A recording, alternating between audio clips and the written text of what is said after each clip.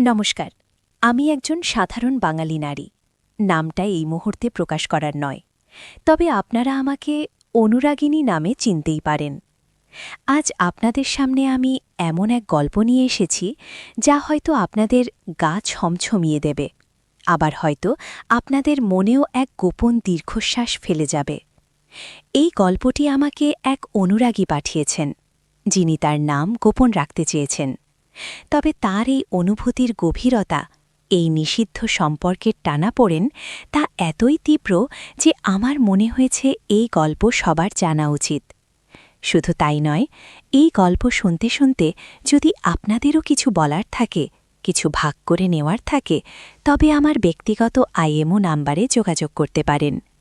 আমার আইএমও নাম্বারটি আমি এই গল্পের কোনো এক ফাঁকে দিয়ে দেব, তাই পুরোটা মন দিয়ে শুনবেন। গল্পের শুরুটা ছিল এক সাধারণ পারিবারিক অনুষ্ঠানে। আমার বিয়ে হয়েছে বেশ কয়েক বছর হয়ে গেছে। সংসার, স্বামী, সন্তান সব মিলিয়ে এক ছিমছাম জীবন। আমার স্বামী একজন খুবই ভালো মানুষ, কর্মজীবনেও প্রতিষ্ঠিত। আমাদের পরিবারটিও বেশ সম্ভ্রান্ত। কিন্তু জীবনের পথে কখনো কখনো এমন কিছু বাঁক আসে যা অপ্রত্যাশিত, যা কল্পনারও অতীত। সেদিন ছিল আমার দেবর, মানে অনেকের ছোট ভাইয়ের জন্মদিন।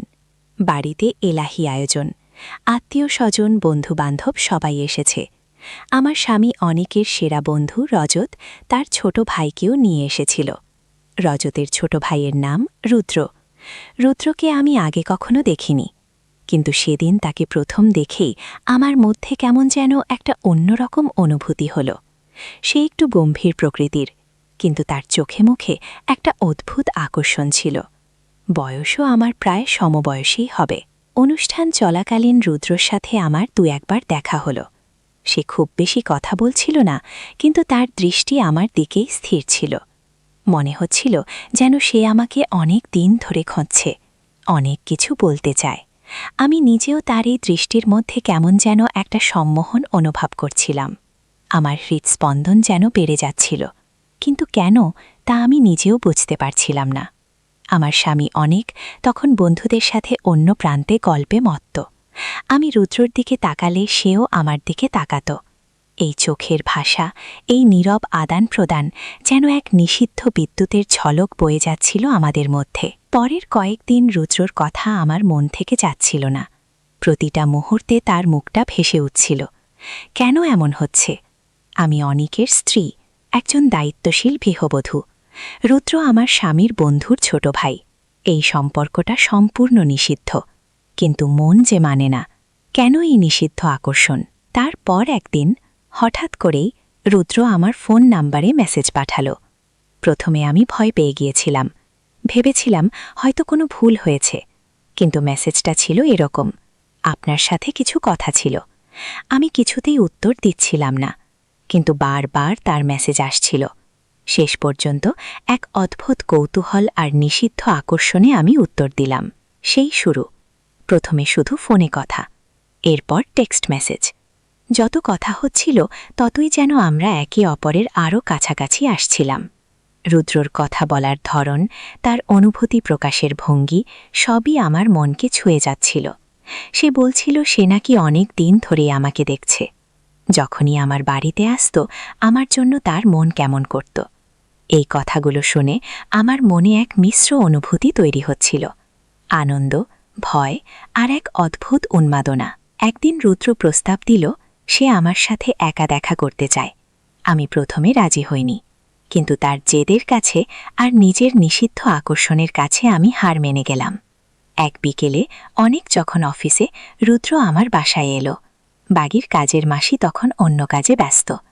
আমরা বসার ঘরে বসেছিলাম। প্রথম কিছুক্ষণ একদম চুপচাপ। তারপর রুদ্র আমার হাত ধরল। সেই স্পর্শ, মনে হচ্ছিল যেন সারা শরীরে বিদ্যুৎ খেলে গেল। আমার মনে তখন হাজারো ভয়, হাজারো চিন্তা। যদি জানতে পারে, সমাজের চোখে আমরা কি ঘৃণ্য হয়ে যাব। কিন্তু রুদ্রর চোখে মুখে ছিল এক গভীর আকুলতা। সে আমার দিকে তাকিয়ে বলল, আমি জানি এটা ঠিক নয়, কিন্তু আমি নিজেকে আর আটকাতে পারছি না। তোমার জন্য আমার যা অনুভূতি তা আমি আর চেপে রাখতে পারছি না। তার কথাগুলো আমার কানে বাজছিল, আর আমার হৃদয়েও যেন সেই একই সুর প্রতিধ্বনিত হচ্ছিল। সেদিন আমরা অনেক কথা বলেছিলাম। রুদ্র আমার সবটুকু জেনে নিল, আমার জীবনের না বলা কথা, আমার কিছু অপূর্ণ স্বপ্ন, আর আমিও যেন তার মধ্যেই খুঁজে পেলাম আমার মনের সব লোকানো কথা। আমাদের মধ্যে এক অদ্ভুত বোঝাপড়া তৈরি হল। সেদিনের পর থেকে আমাদের দেখা সাক্ষাৎ চলতেই লাগল, কখনো লুকিয়ে, কখনো বা সুযোগ বুঝে।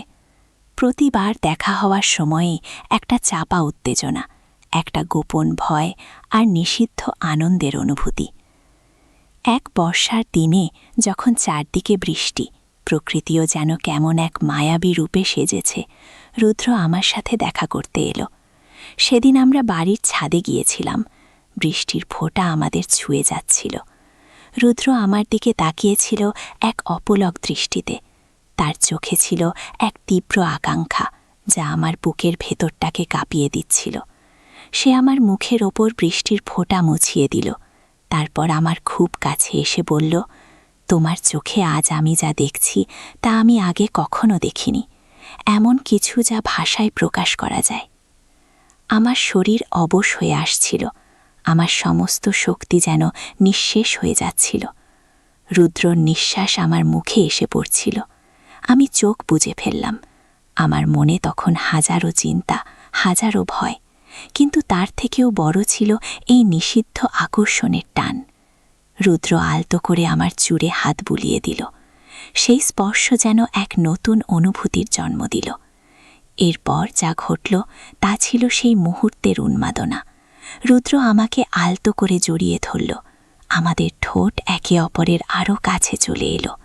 সেই প্রথম চুম্বনে ছিল যেন সব অতৃপ্ত বাসনা, সব চাপা আবেগ, সব নিষিদ্ধ আনন্দ। আমার মনে হচ্ছিল আমি যেন অন্য কোনো জগতে পৌঁছে গেছি, যেখানে শুধু আমি আর রুদ্র। তার পরের দিনগুলো ছিল আরও উত্তেজনাপূর্ণ। আমরা দেখা করতাম, কথা বলতাম, আর একে অপরের আরও গভীরে তলিয়ে যেতাম। প্রতিটি গোপন মুহূর্ত যেন এক নতুন রোমাঞ্চ নিয়ে আসত।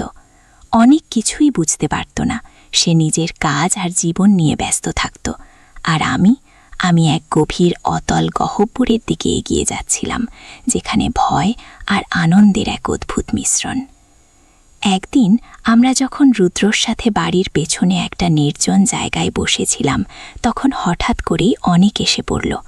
সে আমাদের দেখে ফেলল। আমি ভয়ে জমে গেলাম। রুদ্রও হতবাক। অনেক আমাদের দিকে এগিয়ে আসতে লাগল, তার চোখে মুখে এক অবিশ্বাস আর ক্রোধের মিশ্রণ। আমি জানি না তখন কি হবে। আমার জীবনের সব হিসাব নিকাশ কি এখানেই শেষ হয়ে যাবে? গল্পটি এখানেই শেষ নয়। আগামী পর্বে জানতে পারবেন এরপর কি ঘটল, জানতে পারবেন এই নিষিদ্ধ সম্পর্কের শেষ কোথায়। আপনি কি চান এই গল্পটি সম্পূর্ণ হোক? কমেন্ট করে জানান। আর আমার IMO নাম্বার পেতে হলে অবশ্যই পুরো গল্পটি মন দিয়ে শুনেছেন তো? পরবর্তী পর্বের জন্য সাবস্ক্রাইব করুন।